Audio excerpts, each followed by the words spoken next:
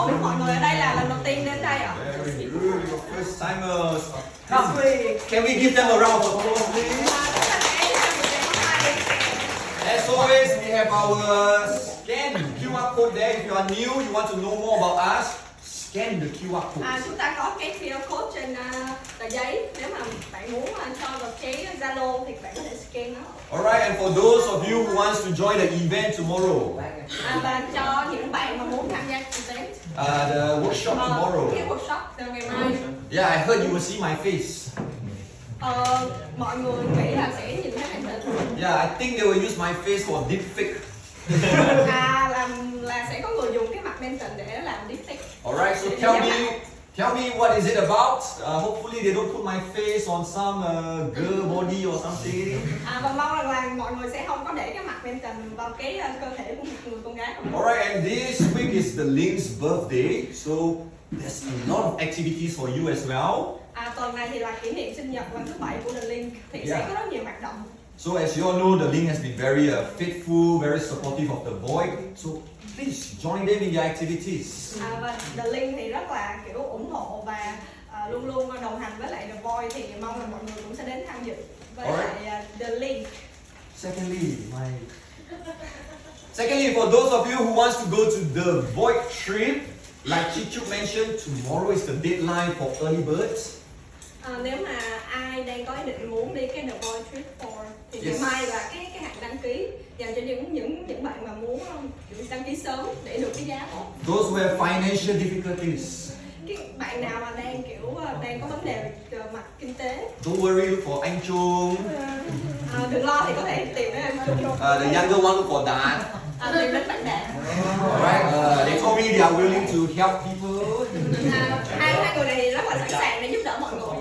Alright, okay, jokes aside. Any other questions before we begin? Có câu hỏi nào trước khi mà chúng ta sẽ bắt đầu buổi tối ngày hôm nay không? No question, I have questions. Nếu mà các bạn không có câu hỏi nào thì tôi sẽ có câu hỏi dành cho các bạn.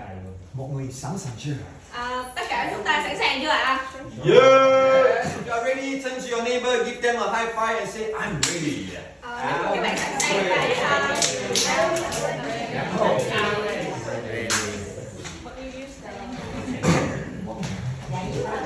Not yet. Alright, let's get started. First question, before we even begin.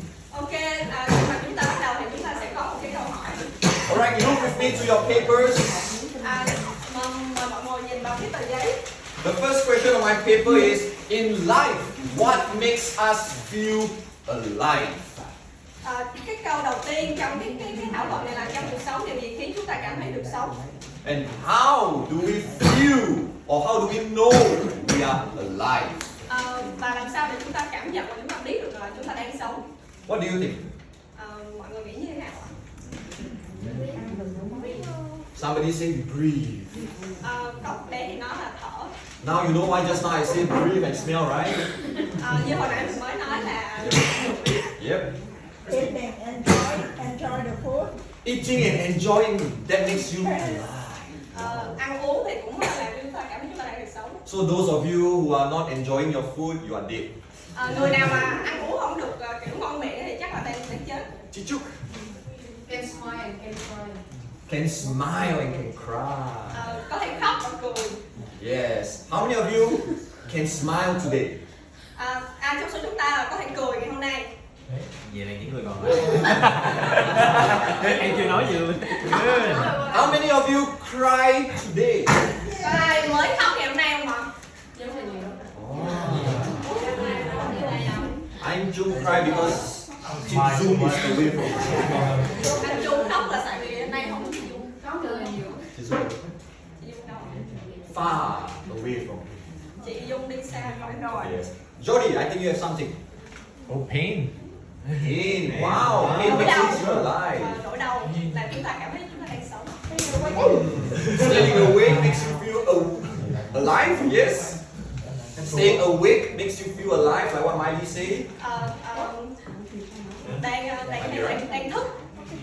Oh, stay awake. Oh, and for those who do not know Miley, she's one of our former volunteers from the Link. We just came back to Vietnam. Alright, former volunteer of the Link. She's from Germany, all the way from Germany. She came here. Thì bạn vừa mới trở về nước từ Đức. I don't know if she's still single, so go and ask her later. Không biết là bạn còn đang rồi hay không thì mình có thể hỏi một tin. Okay, give me one more reason. What makes you feel you are alive? Cho tôi thêm một cái lý do làm sao mà bạn biết bạn đang sống. Still here. Ở đây. Creating, Jordi. What else? Creating something. Creating. When you create, you feel Tạo ra alive. cái gì đó, sáng tạo cái gì đó. No, chị Dung.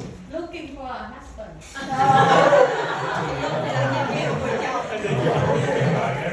No wonder people at the Void create so much nonsense, right? Mọi người ở The Voice thì thỉnh thoảng tạo ra những cái điều mà nó hơi ngốc nghếch. Quân. Gossip.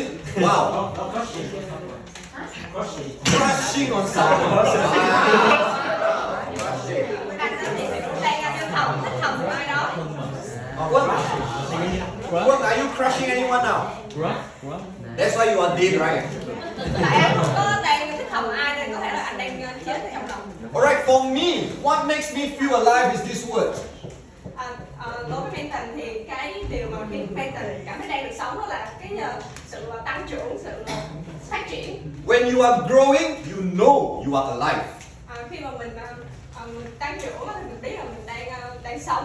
You can be doing nothing, you can be sleeping, you can be resting, but you are still growing. Mặc cho dù là mình đang ngủ hay là đang không làm gì hết nhưng mà mình vẫn đang sống. For example, Jordi shaved his beard. Ví dụ như là bạn vừa mới làm chọn rau. Alright? No matter what Jordi do, his beard will naturally grow. Cho dù là bạn không làm gì hết nhưng mà cái rau bạn cũng sẽ mọc dài lại. Alright? And when the beard grows, he knows he's still alive. We also know he is still alive. Và khi mà cái rau mọc dài lại thì mình biết là bạn vẫn đang sống và Yes, but some of us, maybe your hair grow, but you grow other places. Yeah. Coming to you soon, bro. No, thank you. một vài người thì kiểu bị mất tóc á. Yes. Bị rụng tóc. Alright, for ladies, you like to do your nails. Your nails is always growing too. Còn cho những bạn nữ thì cái móng tay của mình thì luôn luôn dài ra. That's why I call this a physical growth. Đó là lý do tại sao mình gọi đây là cái sự tăng trưởng về thể chất. I agree that breathing is one way to tell we are alive. Và mình đồng ý rằng là thở cũng là một cách để biết rằng chúng ta đang sống. But the problem is we human, we are not conscious of our breathing.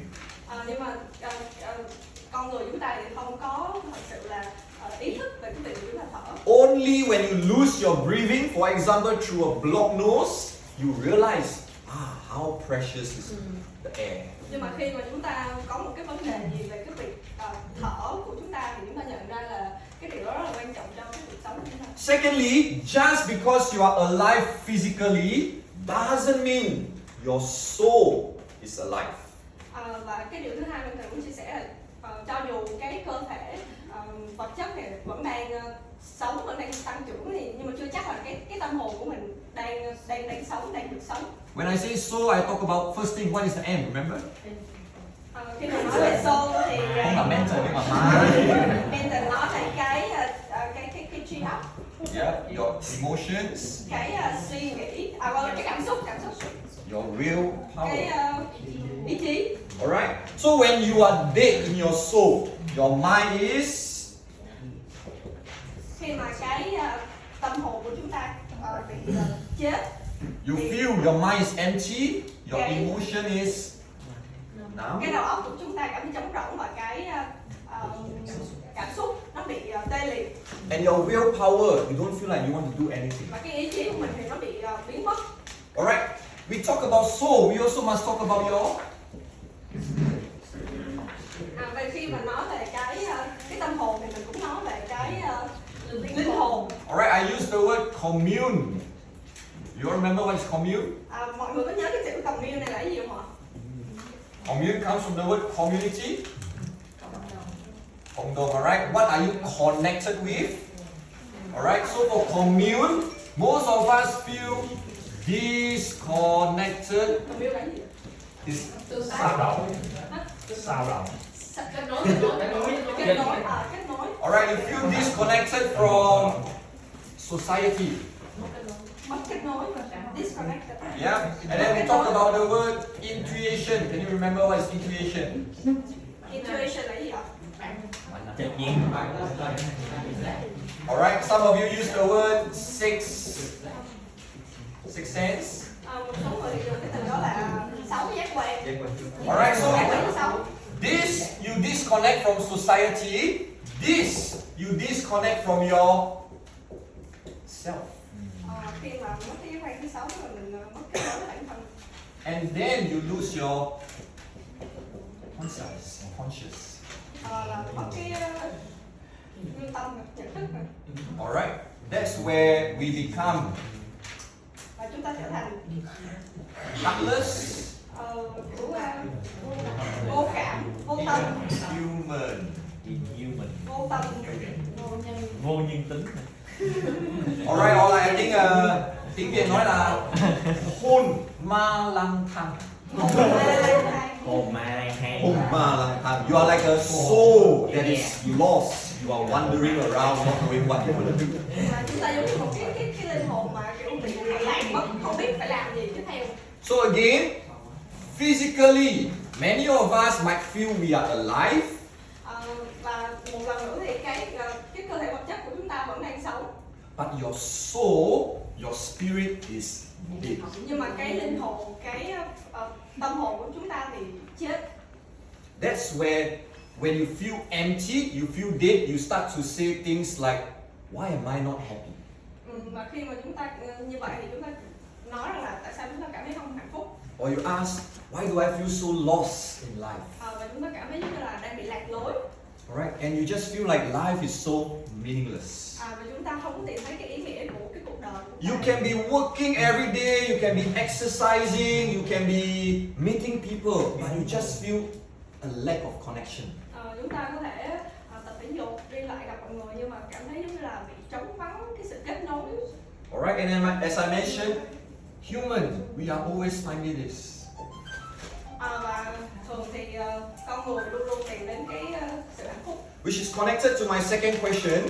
Và đó cũng là cái mà dẫn đến cái câu hỏi thứ hai. How do we measure happiness? Chúng ta cân đo đong đếm hạnh phúc như thế nào? Alright, usually at the void, I like to ask, how do you define? Thường thì ở The Voice mình sẽ hỏi, tôi sẽ hỏi là cách nào để chúng ta định nghĩa. Yep. Let me ask you, how do you define happiness? Bạn định nghĩa hạnh phúc là như thế nào? Come, throw out ideas, throw out words. Hãy chia sẻ. What is happiness to you? Dad, what is happiness to you? Apart from me. Phúc đối với em là gì? Me. I don't know. Okay. Anyone else? Hi, what is happiness for you? Take a Freedom. Freedom. Tự do. Christy. I take freedom, can do myself and can take good care of family. Freedom, taking care of family. Tự do và chăm sóc cho gia đình. This side, anyone? Bên này có ai không ạ? What is happiness to you? Again, no right or wrong answers. When you feel enough. When you feel enough. Là khi mà bạn cảm thấy đủ đầy. Then, my next question now, I take you another level. Và tôi sẽ có một cái câu hỏi mà đưa bạn đến một cái level khác. Alright? How do you measure enough? Vậy thì bạn cân đo đong đếm cái sự đầy đủ đó như thế nào? Alright, those of you who know, the void one, we always teach the most advanced learning. Như chúng ta đã biết thì cái The Voice 1 thì luôn luôn dạy những cái bài học mà nó rất là kiểu Yep. Those who are new, you might feel a bit lost. những cái bạn mà mới tới thì có thể cảm thấy hơi lạc lõng. Alright, we have the void 2, we are planning the void 3, that's where we will teach from foundation again. Và sắp tới thì tôi sẽ có cái The Voice 2, 3 là để dạy lại từ đầu. So if you feel lost, no problem, talk to me, talk to any of my older members, they know what am I talking. Và nếu mà bạn cảm thấy là không hiểu gì đó thì có thể hỏi lại những cái người ở đây, những người. That's why I want to come back to a wise question. He was saying, enough, correct? How do we measure enough?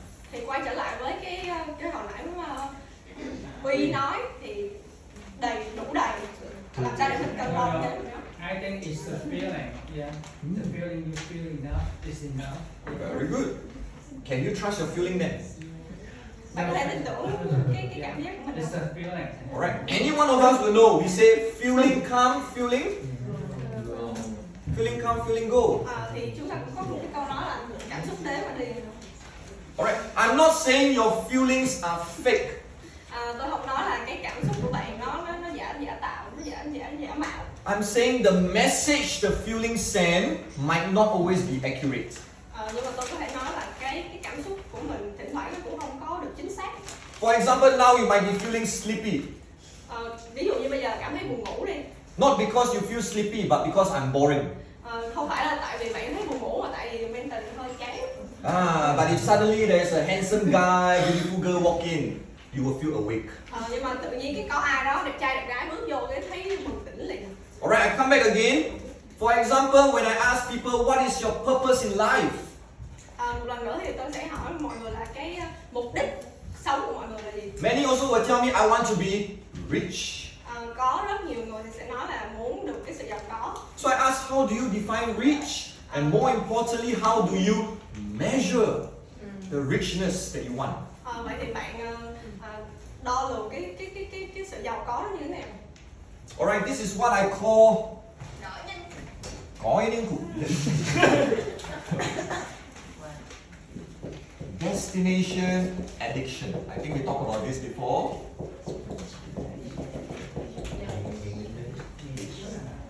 Alright? You are always chasing after your goals, your next aim. You are never satisfied with where you are.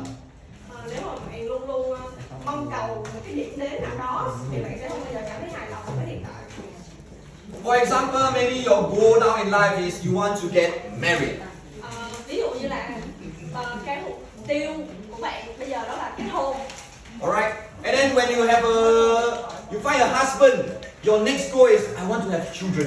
Và khi mà có một người chồng thì cái mục tiêu tiếp theo đó là có những đứa con. After you have children, you say, oh, I want to save for my children's university. Và khi mà đã có con thì sẽ muốn xây dựng cái kế hoạch cho cái việc học đại học của nó. Then you start to worry about their future, their life. Và bạn bắt đầu lo lắng cho cái tương lai của những đứa con của mình. Before you know it, you are dead. Before you know it, before you realize, actually your life has already ended. Trước khi mà Before you realize, trước khi mình nhận ra, okay, you spend all your time thinking about the next. You never enjoy now. Khi mà mình trước khi mà mình nhận ra, mình luôn mong những cái điều ở tương lai thì mình không có hài lòng, không có vui vẻ với cái hiện tại của mình. In fact, many of us who talk about happiness, like what Dad said, we do not know what actually we want. Khi mà mình nói về cái hạnh phúc á, thì có những người sẽ không biết là thật ra mình muốn cái gì. Alright, most of the time, just because you answer, oh, I want to be happy, but you don't even know how do you measure happiness in your life. Có một số người thì nói là tôi muốn được hạnh phúc nhưng mà cũng không biết cách làm sao để cân đo đong đếm cái hạnh phúc trong đời của mình. Again, because you might be trying to solve your physical, but you are not solving your soul or your spirit. Thì có những người thì sẽ cố gắng để gọi như là giải quyết về cái thể chất nhưng mà lại không có tập trung vào cái không thể giải quyết vấn đề thứ hai. emotion, cái soul. Alright, and the issue with many of us is we choose money as the way to solve problems. Và có rất nhiều người thì chọn cách đó là dùng tiền để giải quyết vấn đề. Alright, you think that as long as I'm rich, I can solve all the problems in the world. Và có một số người nghĩ rằng là chỉ cần mình giàu thôi là tất cả vấn đề sẽ được giải quyết. But in my opinion, actually, money is the laziest way to solve problems. Và theo như quan điểm của cá nhân của tôi thì tiền là cái phương thức giải quyết mà nó là gọi là lười biếng nhất. That's why many rich people, their families are broken, their life they don't feel satisfied. Đó là lý do tại sao có rất nhiều người giàu thì có một cái gia đình không được trọn vẹn và người ta không có cảm thấy hài lòng. And I like to say this, what many of us actually mean by happiness Và tôi muốn nói là cái ý nghĩa thật của hạnh phúc is actually this word. thật ra là cái từ này. Thoải mái. Alright? Or some of you might even use this word called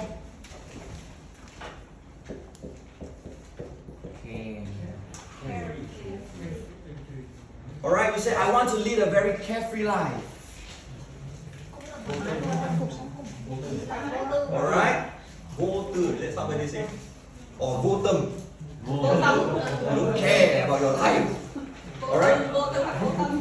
I'm sorry to say this. Usually those who tell me they want a carefree life, Những người mà muốn cái gọi như là cái vô tư trong cuộc đời. what they actually are or desire is a careless life.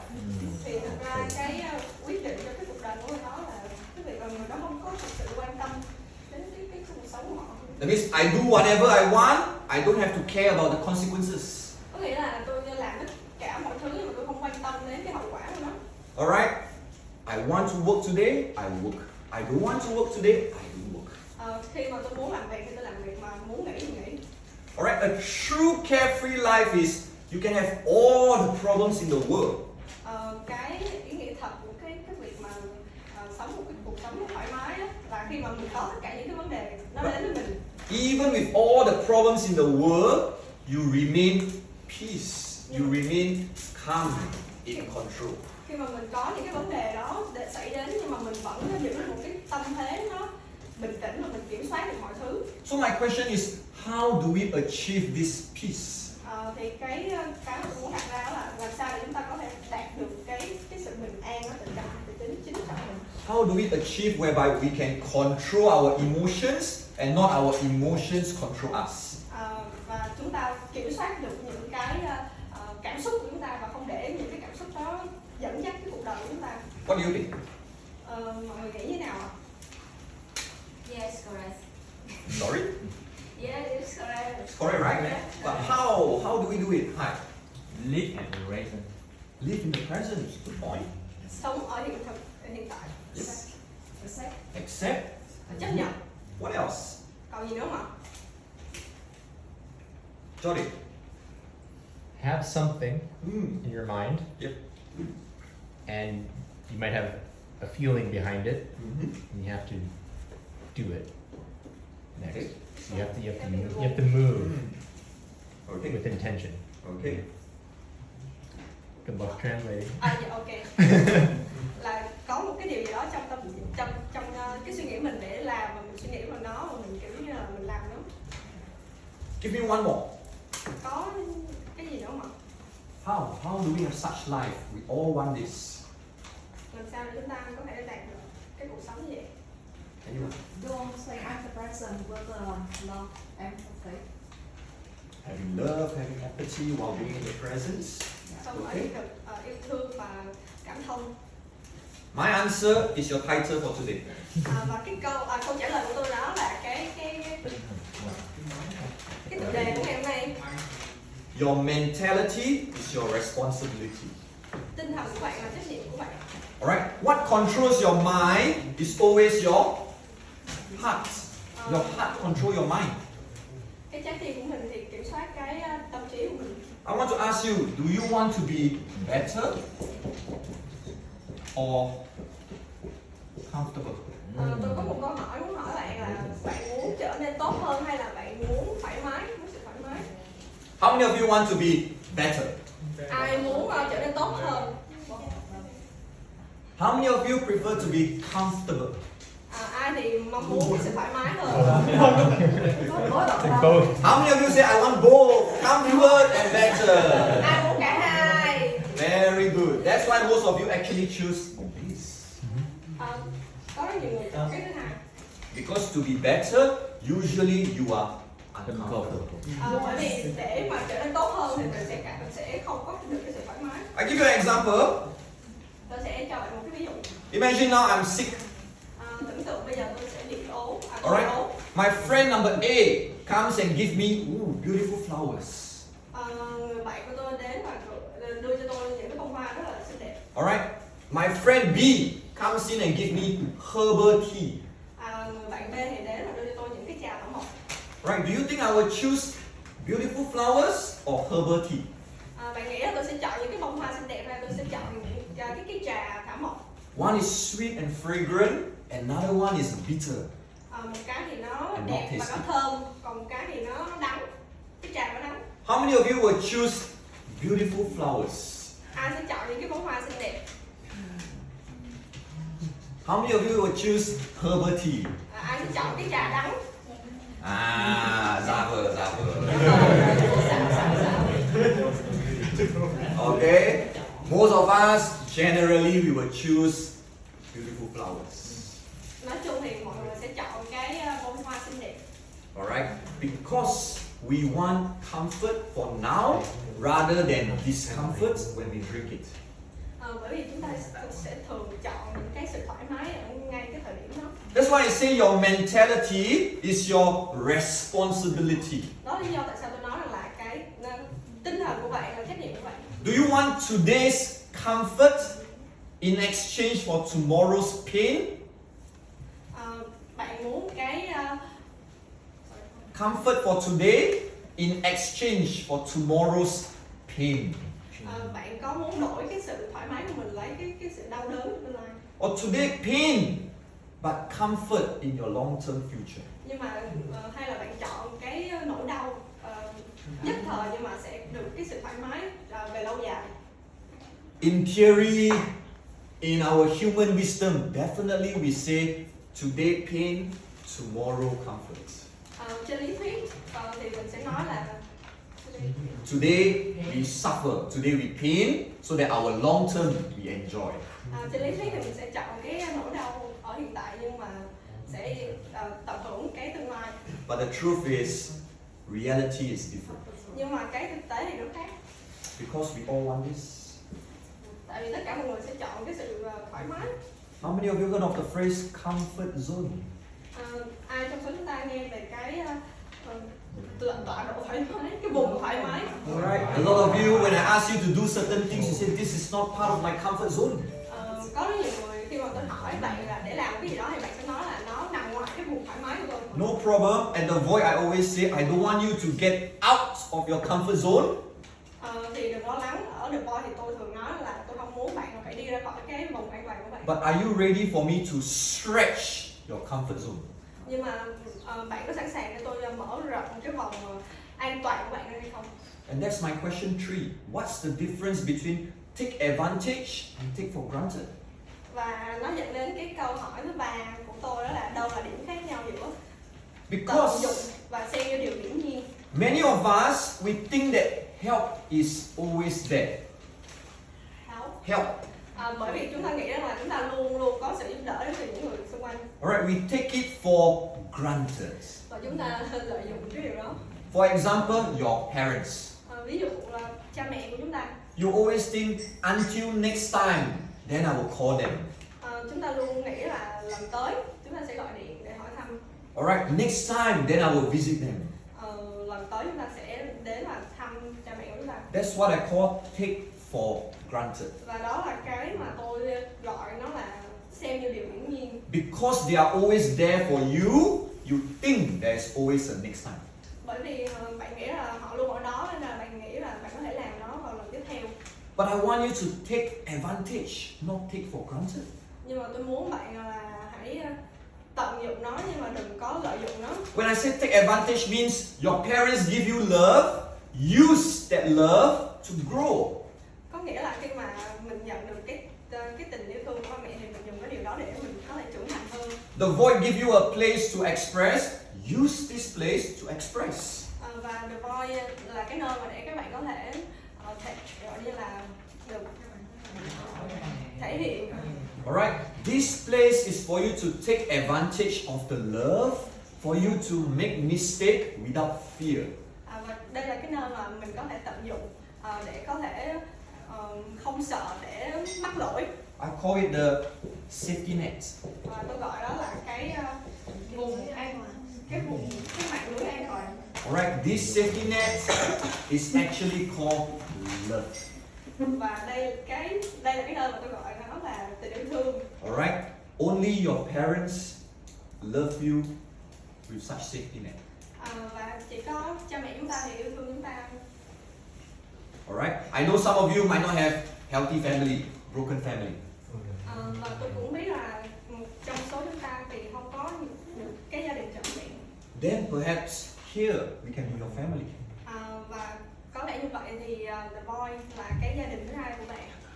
Okay, family isn't perfect. Gia đình thì không hoàn hảo. In fact, family is messy. Có thể thì gia đình sẽ thỉnh thoảng nó hơi phức tạp. You will see your ugly side of one another. Bạn sẽ nhìn thấy cái điểm xấu. You will see that actually sometimes you feel outside is better than inside. Và thỉnh thoảng chúng ta cảm thấy giống như bên ngoài thì tốt hơn ở trong cái gia đình của chúng ta.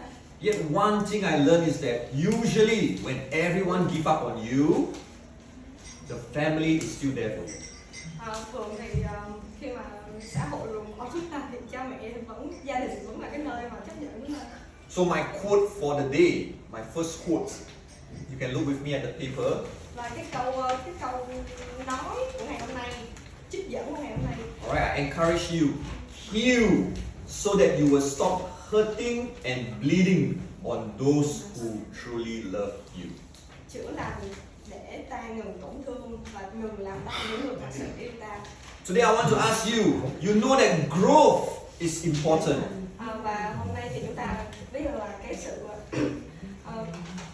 lớn lên, sự tăng trưởng rất là quan trọng. Alright, you also know that better will help you grow rather than comfortable. Và tốt hơn sẽ giúp tốt hơn sẽ là cái điều chúng ta chọn thay vì là chọn cái sự thoải mái. Alright, the choice is yours. Và sự quyết định nằm ở chúng ta. Alright. Sự chọn nằm ở chúng ta. And I always encourage my second quote. Và tôi luôn luôn khuyến khích cái câu trích dẫn thứ hai. Healing also means taking an honest look at the role you play in your own suffering. Sự chữa lành cũng có nghĩa là thành thật nhìn vào bản thân, vai trò trong sự đau khổ của mình. There's a famous quote I love. Có một cái câu trích dẫn mà tôi rất là thích. How can I blame the wind Làm sao mà tôi có thể đổ thừa cho cái cơn gió, for the mess it made to my house cho cái sự lộn xộn trong cái căn nhà của tôi, when it was me who opened the window? khi mà đó chính là tôi người mở cái cánh cửa đó ra, cánh cửa nhà tôi ra. Again, how can I blame the wind for making a mess of my house? Một lần nữa thì tôi muốn nhấn mạnh là làm sao mà tôi có thể trách cái cơn gió khi mà đã làm cái căn nhà của tôi lộn xộn, When I am the one who opened the window. khi mà chính tôi là cái người mà đã mở cửa. Again, how can I blame others when it is me who opened my heart? Vì thế là làm sao tôi có thể trách mọi người khi mà tôi là cái người mà đã mở cửa lòng. Or how can I blame others when I am the one who choose the decision myself? Và làm sao tôi có thể gọi như là trách những người khác khi tôi là cái người quyết định. Maybe when I say this, some of you subconsciously you are not happy. Có thể là khi mà tôi nói thì một số người cảm thấy không có hài lòng, không thích. There's a trigger in you that makes you feel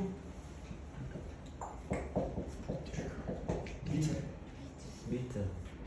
Có cái điều mà khiến mình cảm thấy bị cay đắng. Alright, you how dare you mention who are you to tell me I'm wrong? Ai có thể mà mention là ai mà có thể nói là tôi sai rồi. Alright, I'm not here to fault find you. I'm not here to find fault in your life. Tôi không ở đây để chỉ ra những cái lỗi lầm trong cuộc đời của bạn. I'm here to tell you time to let go of the bitterness. Tôi nói rằng tôi ở đây để nói rằng là đây là cái thời điểm mà bạn phải để những cái sự cay đắng trong lòng bạn ra đi. Alright, the one who blame others, Cái người mà luôn luôn oán trách người khác, you still have a long way to go. bạn vẫn có một cái đường dài để đi. The one who blames himself. Cái người mà luôn luôn oán trách bản thân mình You are halfway there. thì còn một nửa đường. The one who blames no one, you have reached your destination. Cái người mà không có đổ thừa cho bất kỳ ai hoàn cảnh thì người đó đã đến được cái điểm hẹn. Alright? You are bitter because Cái đích đến của mình. you keep looking at this. You are bitter because you keep looking at this alphabet, this letter. Bạn cảm thấy cay đắng vì bạn luôn luôn nhìn vào cái chữ đấy. You look internal. Là luôn nhìn vào ai ở chính mình. First, your internal is your big I. Đầu tiên là cái tôi, cái ego, cái tôi. Your ego. Alright, you become very stubborn. Bạn trở thành cái người rất là cứng đầu You blame others. và bạn luôn luôn oán trách mọi người xung quanh. Second, Điều thứ hai, still your I. vẫn là cái tôi, Now you say, I am wrong. nhưng mà tôi nói là tôi sai rồi. Alright? But when you blame yourself, it becomes guilt. Và khi mà mình trách bản thân mình thì mình cảm thấy có lỗi. Third, after you blame yourself, your final I is usually this. Và cái điều thứ ba là cô lập, sự cô lập. Alright, again, I blame others because I feel I am correct, you are wrong. Khi mà tôi trách oán người xung quanh thì bởi vì tôi cảm thấy giống như là tôi là người đúng nhất. Slowly I learn, oh, actually it's not others' fault, I am the one wrong. Nhưng mà lâu dần này tôi nhận ra là không phải là lỗi của mọi người, nhưng mà thật ra đó là chính là bản thân tôi. Alright, this guilt starts to eat you up from inside, you run, you escape. Và cái sự tự trách này á, thì nó ăn mòn chính cái tâm hồn chúng ta và làm chúng ta cảm thấy tránh xa tất cả mọi người. You cannot face the world, you choose to be isolated. Và khi mà mình cảm thấy không muốn đối diện với cái thế giới nữa thì mình chọn cô lập bản thân mình. I say this because I did it myself. Tôi nói điều này bởi vì tôi đã trải nghiệm qua nó. Those who know my stories, I hiked for 2 to 3 years in my own home. Và ai thật sự biết đến Manton thì đã biết là Manton đã có thời gian cô lập bản thân mình từ 2 đến 3 năm. From very arrogant, I became very guilty. Từ một cái người mà rất là kiểu tự cao đó, thì trở thành cái người mà cảm thấy luôn luôn kiểu có lỗi, tội lỗi. Alright? I cannot even see myself anymore. I look into the mirror, I'm feeling what a loser you are. Và tôi cảm thấy khi mà tôi nhìn vào gương thì tôi là một cái người thất bại. Alright? So how do we become better?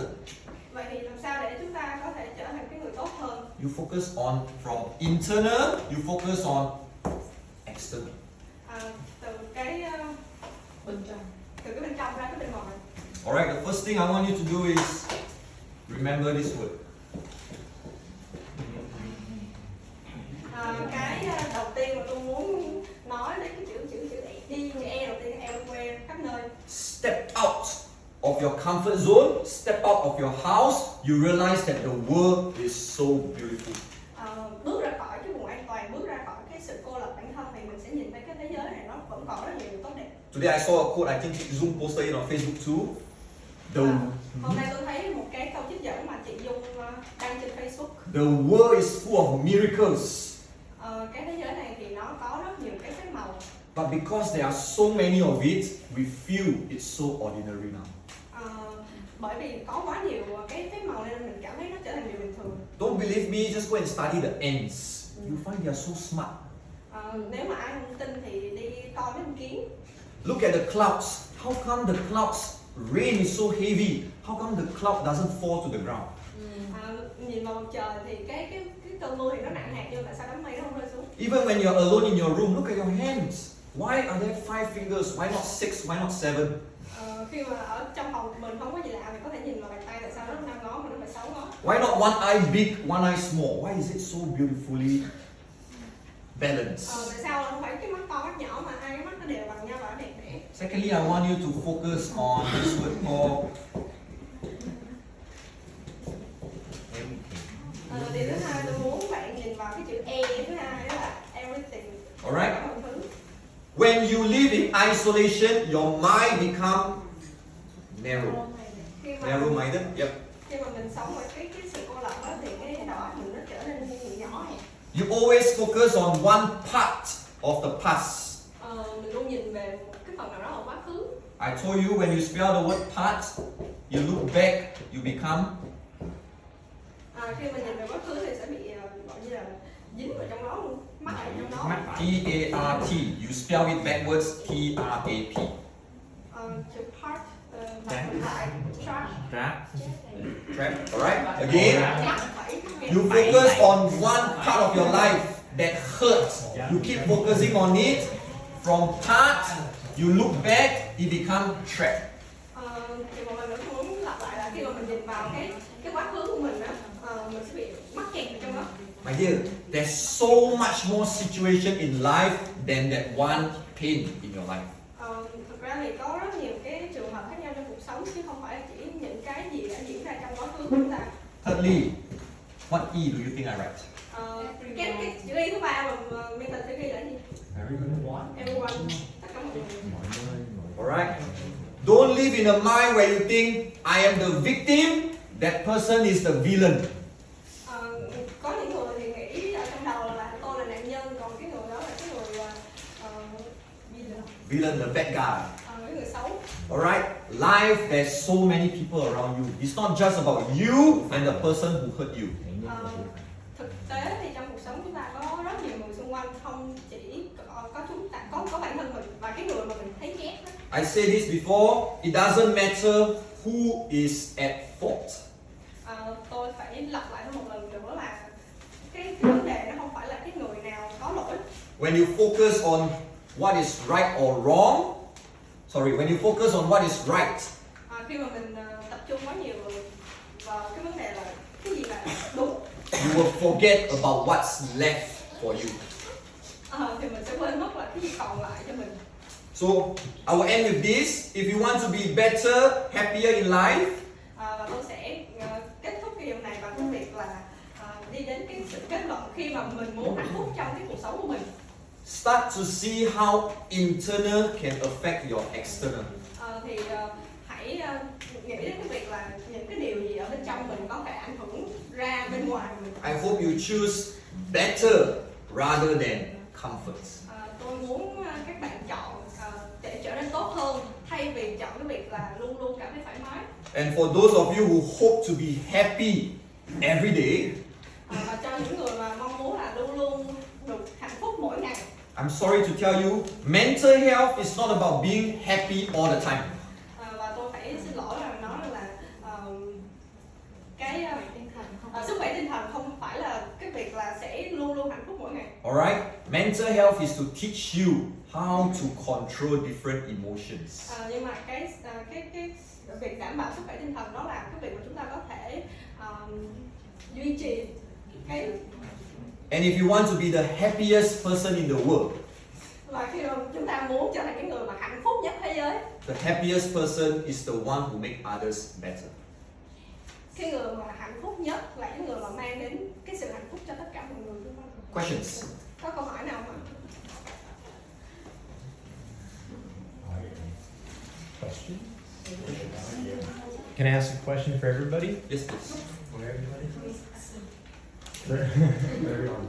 If we all had one big rope that connected to everybody, what would it create? A net. Exactly. A net. That's my question. A safety net. Bạn hỏi là nếu mình có một cái sợi dây để kết nối tất cả mọi người lại với nhau á, thì nó gọi là gì? Thì chị trả lời là cái lưới. And I asked when you were Cái lưới. one person died, drop, neck drop, and COVID, then what do we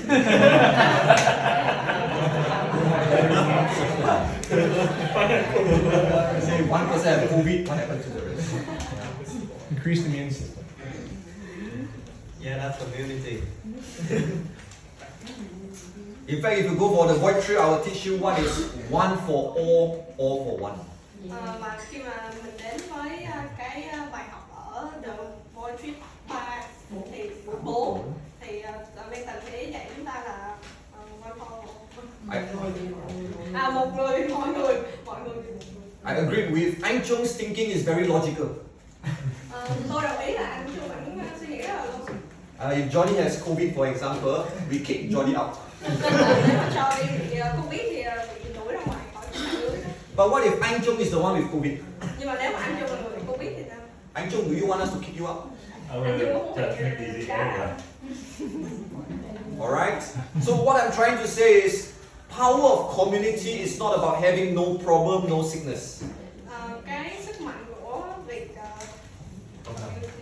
của sức mạnh của cộng đồng đó là cái việc là không phải là không có bệnh tật, không có cái vấn đề gì hết. It's about love. Are you willing to sacrifice yourself to care for others? Nó tất cả nó là cái vấn đề về tình yêu giữa người và bạn có thật sự muốn hy sinh mình cho những người khác hay không? Maybe you will die, Có thể là chúng ta sẽ qua đời. alright? But at least you die a happy man. Nhưng mà chúng ta sẽ qua đời làm một người hạnh phúc. Rather than you live a life of isolation when everyone feel you are such a selfish person. Còn hơn là chúng ta sẽ qua đời trong cái tình huống mà chúng ta cô lập bản thân và chúng ta là một cái người rất là ích kỷ. And the biggest reason why many of us feel empty Và cái lý do thật sự mà khiến cho chúng ta cảm thấy bị trống rỗng because we don't have community. là bởi vì chúng ta không có cái cộng đồng. And you don't have community because, I'm sorry to say this, maybe you are selfish. Khi mà chúng ta không thật sự muốn tham gia một cái cộng đồng nào đó thì có thể là do bản thân chúng ta hơi ích kỷ, muốn một mình. Alright? I want people to care for me, but I'm not ready to care for others. Chúng ta mong muốn nhận được sự quan tâm từ mọi người nhưng mà chúng ta không cho đi cái sự quan tâm đó. Alright? I say a lot of times, I say this generation now, we talk a lot about self-love. Cái thế hệ này thì được học, được dạy rất là nhiều về cái tình yêu bản thân. Alright? I don't think it's the definition of self-love from them. It's not self-love, it's selfish love. Nhưng mà thật ra tôi thấy cái hiện thực đó là cái sự ích kỷ, cái tình yêu ích kỷ. Selfish love is whereby I love myself, I don't love others. Là khi mà tôi yêu bản thân mình nhiều đến mức tôi không yêu ai hết. Self-love is you continue to love others, but the love you give to others, you give to yourself also. Self-love, Benton nói có nghĩa là chúng ta sẽ tiếp tục yêu thương những người xung quanh và chúng ta dùng cái tình yêu thương đó để có thể yêu thương chính bản thân mình. Johnny? This reminds me of something. Yeah. I'll try to make it quick. Yeah. I have a friend who lives in Korea. And she has seen some things happen where people don't help other people. So she was on a bus, and the bus stopped. An old man rolled off the chair, hit his head, didn't move. She thought, he might be dead. But she had a hard time helping, so she gestured the other men on the bus to help. They're just looking at their watches and they're smiling at her. And she keeps asking her friends, is this normal? Would you help? And they also say, no, I wouldn't help. She asks, why? What happened? He said, 5 years ago, it was different. But we're told to love ourselves and only ourselves. It's in the libraries, it's in the schools, and they've got the plastic surgery and everything. So that's your example. Thank you. The wrong self-love. Translated. Summarize it. Summarize it.